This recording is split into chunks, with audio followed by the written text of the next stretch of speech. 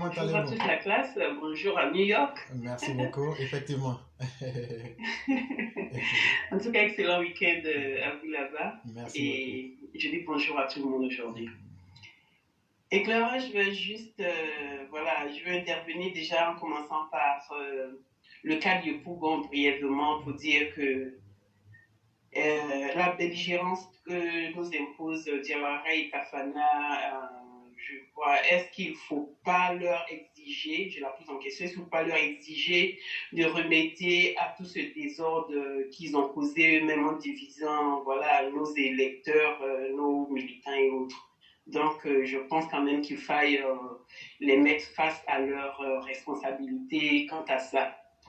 Et Candia, pour répondre du côté d'Abobo, j'ai dit, Candia, après tout ce qu'on a vu d'elle, pour moi, est bien à attraper la sacoche du président, vu que, bon, au moins, on lui accorde une certaine loyauté à la personne du président. Donc, c'est ce que je voulais dire brièvement sur Candia.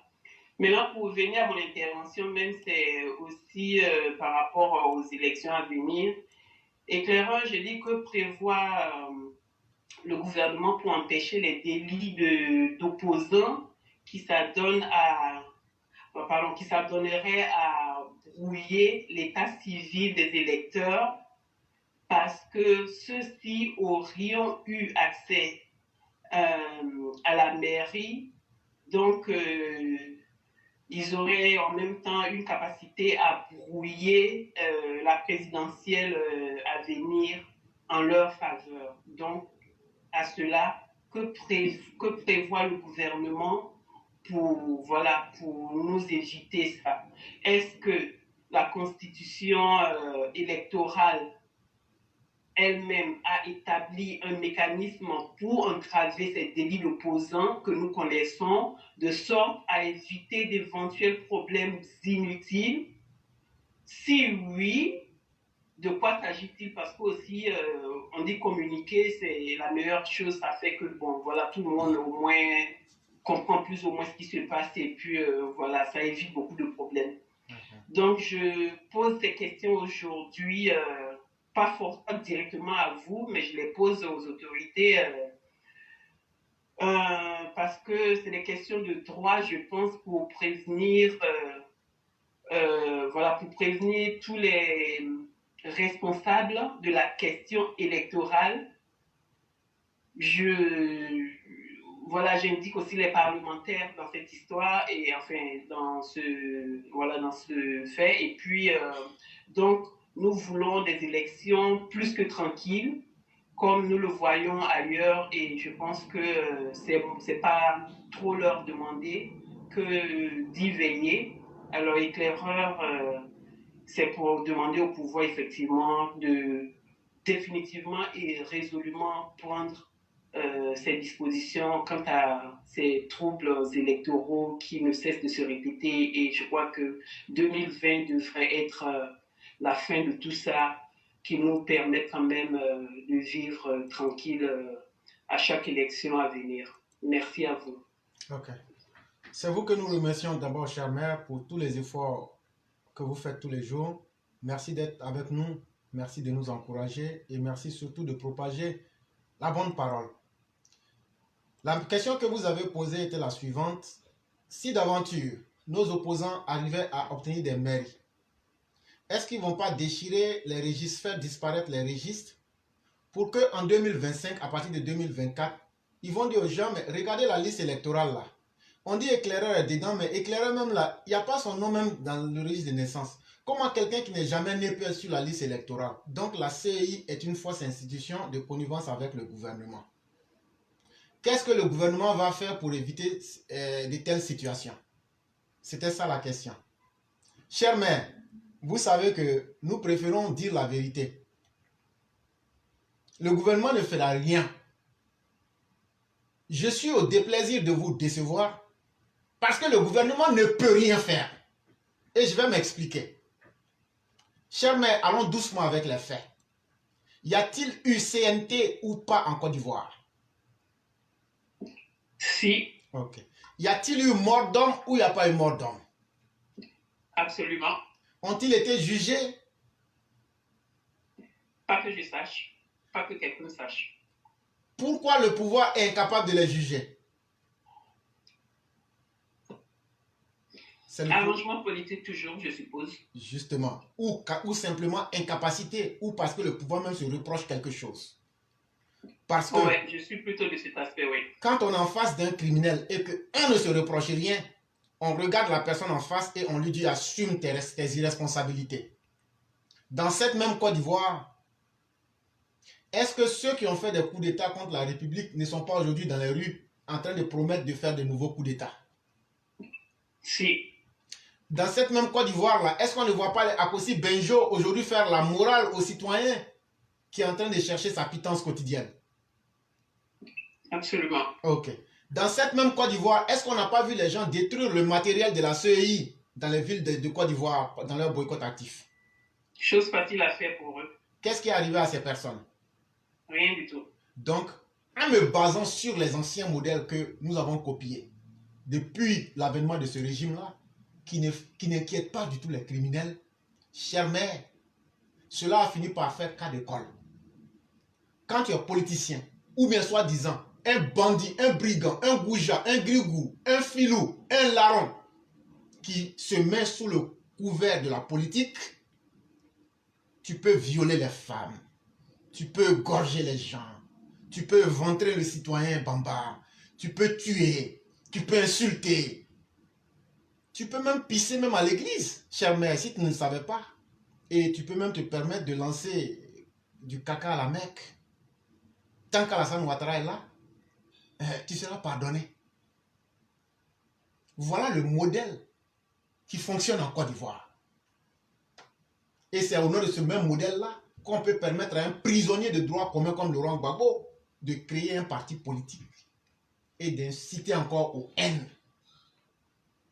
Mais à contrario, comme chaque acte vient avec ses conséquences et ses avantages, cela a fini par convaincre nos opposants qu'eux sont tellement ivoiriens, qu'eux sont sur la terre de leurs ancêtres. Le jour que Dieu créait la terre de la Côte d'Ivoire, les 322 462 km², Dieu a appelé eux leurs grands-parents et puis il dit, bon, moi je vais créer la Côte d'Ivoire.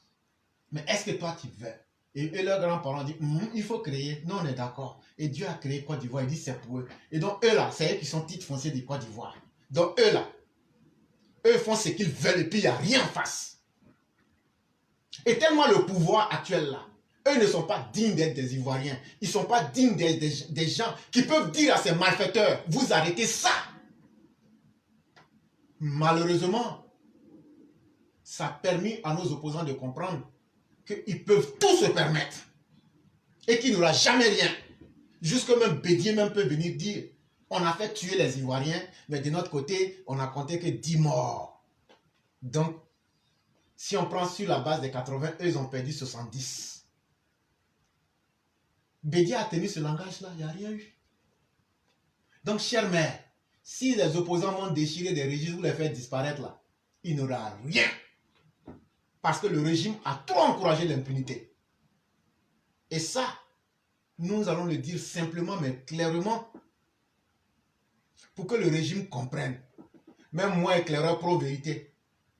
Ce qui fait qu'on est venu en Occident là, c'est la garantie que la loi nous permet d'avoir. Un État sans droit, un État où la loi est faite contre les plus pauvres là, c'est un État défaillant. Et sur cette question-là, nous ne serons jamais d'accord avec le président Ouattara. Et donc, chère mère, si Alassane Ouattara s'amuse aujourd'hui à vouloir venir faire la justice en 2022-2023, là, qu'est-ce qu'on va penser? Comme les élections viennent, il active la machine de la justice. Donc, les opposants vont toujours profiter de cette faille-là pour faire beaucoup de désordre. Et ça va toujours finir par des compromissions politiques. Ce ne sont même pas des compromis, par des compromissions politiques. Et c'est triste, et c'est lamentable, et c'est regrettable. C'est ce que j'allais dire. Donc, éclaireur, en toute franchise, sommes-nous condamnés? Non. Là aussi, vous posez une bonne question. Parce que n'est condamné que celui qui se reproche et qui reconnaît le crime qu'il a commis. Or, les populations ivoiriennes n'ont pas commis un crime contre ces opposants. Ces opposants utilisent même la vie des Ivoiriens et ils nous prennent en otage comme des djihadistes. Et ils veulent disposer de la vie des Ivoiriens. Quand ils veulent en détruire, ils en utilisent. Quand ils veulent en blesser, ils en utilisent. Quand ils veulent, ils détruisent des biens et tout passe. Toi qui m'écoutes, toi qui as eu ton parent qui a été tué, toi qui as eu ta maison brûlée à Toumoudi, toi qui as été victime du CNT, toi qui as été victime des 3000 morts de Laurent Gbagbo, toi qui as été victime de la rébellion de Laurent Gbagbo et de Soroguium, parce qu'il y a eu 3 rébellions en Côte d'Ivoire. Il y a eu la vraie rébellion des vrais fils de la Côte d'Ivoire, les vrais gars du 19 septembre. Et leur rébellion là, c'est différent de la rébellion que Soroguium a dirigée. Ça aussi, il faut qu'on dise ça très bien aux gens. Ceux qui ne connaissent pas, connaissent pas. Dans la rébellion là, il y a eu la rébellion de eBay. Même quand tu vois les guilles là, tu vas payer ça sur place. Quand ils sont venus là, le langage qu'ils ont tenu, Berthet est témoin, des milliers d'Ivoiriens sont témoins. Ils disent, nous n'avons pas de problème avec les gens. Les gens qui viennent mentir, ils ont tué Jana et autres. Quand ça s'est passé là, moi j'étais sur le terrain. Quand ils ont fait passer les gens à Béoumou pour rentrer, pour venir attaquer à Ouniassou là, pourquoi vous ne dites pas ça aux gens? Parce que le camp là se trouve à Ouniassou. C'était dans le combat. Mais tout ça, c'est le passé leçon. Ils sont venus, ils ne se sont pas attaqués à quelqu'un. Même leurs frères d'armes, ils leur ont dit, cantonnez-vous, ne participez pas aux hostilités. Ça, c'était la vraie rébellion, dans laquelle, quand on parle de rébellion, c'est cette rébellion-là que nous nous réclamons. Une rébellion qui était venue, qui avait un objectif clair dans la tête. Le départ de Gbagbo ou rien.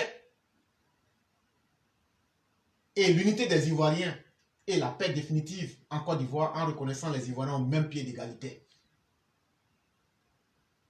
Mais à partir de 2003, un certain Soroguium va s'accaparer de la rébellion. Ça, c'est la rébellion de Soroguium. Il va faire une purge. Il va assassiner toutes les têtes fortes de la rébellion. Ça, c'est la rébellion de Soroguium. Pour la travestir à son image. Et il y a la rébellion de Soroguium et de Laurent Gbagbo. Ils vont maintenant s'asseoir, s'unir et maintenant jouer avec la vie des Ivoiriens. On tue les gens à Abidjan, on tue les gens à Bouaké, on tue les gens à Mans, on tue les gens de l'autre côté. Alors qu'ils étaient tous deux complices. Toi, tu as été victime de la rébellion de Soroguium, et de Gbagbo. Tu as encore un choix. Si nos opposants la sortent, toi, ils veulent déchirer ton registre. Ton premier choix là, va voter. Ton premier choix là, va t'inscrire sur la liste électorale et impose le choix de la paix et de la stabilité, c'est-à-dire le RHDP. Ça, c'est ton premier choix. Maintenant, quand on finit avec ça là, comme on sait que les opposants, on n'est même pas encore allé aux élections, ils disent que CE est déjà corrompu. Demain, c'est pour dire, mais depuis 2022, on vous dit que CE est corrompu. Mais apportez-nous aujourd'hui que la CE est corrompue. C'est parce que vous n'avez pas de programme, c'est parce que vous ne valez rien, c'est parce que vous êtes en train de préparer les esprits à la violence. Et chers, mais nous n'avons plus d'autre choix. Puisque le gouvernement ne jugera pas, ne condamnera pas les criminels. Et puisque eux, les criminels, sont confortés qu'ils peuvent toujours reproduire le même modèle, nous leur disons, comme vous avez posé votre question, nous sommes déterminés à vous faire avaler votre propre vomi, chers opposants. Que ce soit le 25, le 26, le 27 ou même le 1000e jour du mois, dès qu'on va sentir qu'il y a une occasion de violence, on va s'inviter et on va vous laver proprement avec ça. On ne va même plus attendre. On ne va même plus attendre. C'est pourquoi quand moi je vois les gens parler, ça m'énerve. Ce qu'on va faire là, on n'est pas obligé de faire publicité de ça.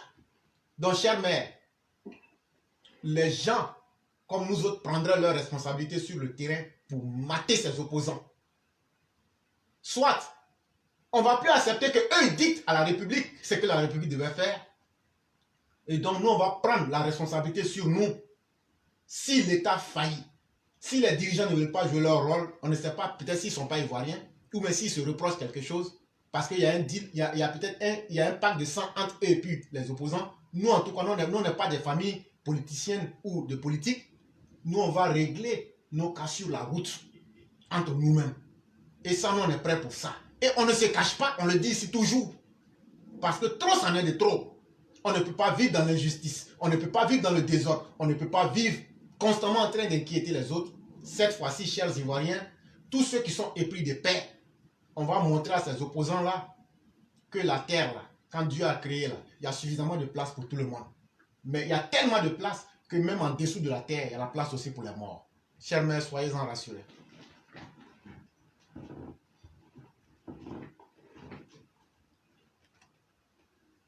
Alors, merci bien éclaireur. La résolution est plus que nette et pour mettre fin à ce balai des politiciens. En tout cas, merci beaucoup. Et je dis bonne émission à tous et excellent week-end. Merci beaucoup, éclaireur. Merci beaucoup, chère mère. Et je vous souhaite un très bon week-end du côté de Londres et que Dieu nous préserve de tout ce qui est négatif et qu'il nous maintienne dans ses grâces. Amen, amen, amen, amen, amen. Merci beaucoup, éclaireur. Merci.